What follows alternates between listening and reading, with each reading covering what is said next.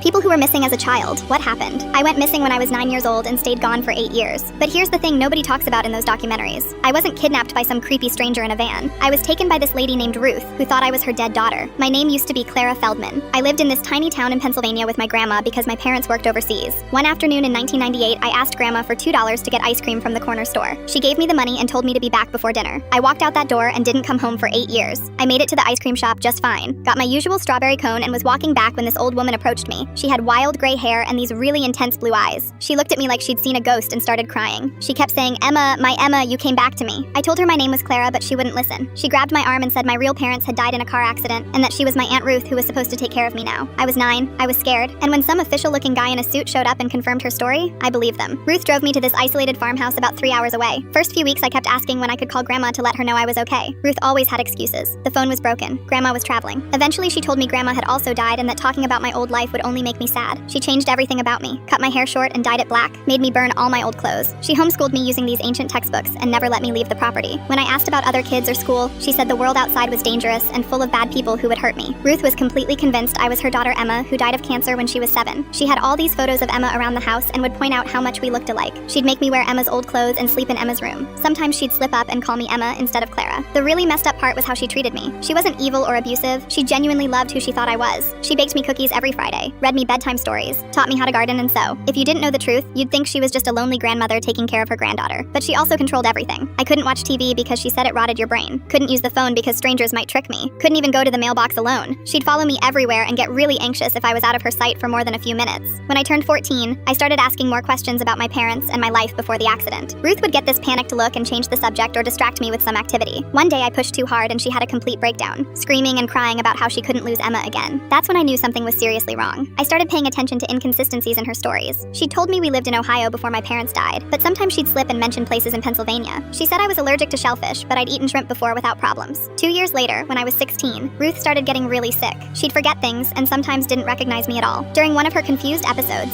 she kept asking where Clara was and when Clara was coming home. I asked her who Clara was and she said Clara was a little girl who used to visit sometimes but then stopped coming. That night, I went through her bedroom while she was sleeping, found this old shoebox hidden under her bed filled with newspaper clippings, all about a missing 9-year-old girl named Clara Feldman from Millbrook, Pennsylvania. The photos showed a little girl with light brown hair and green eyes. My hair, my eyes, before Ruth changed everything. I sat on that floor reading article after article about search parties and reward money, and my grandma begging for anyone with information to come forward. There was this one photo of grandma at a candlelight vigil holding my school picture and crying. I'd been gone for 7 years at that point, and she was still looking. The hardest part was realizing Ruth genuinely believed her own story. She wasn't some evil kidnapper. She was a deeply sick woman who lost her daughter and convinced herself I was Emma reborn. In her mind, she saved me from tragedy and gave me a loving home.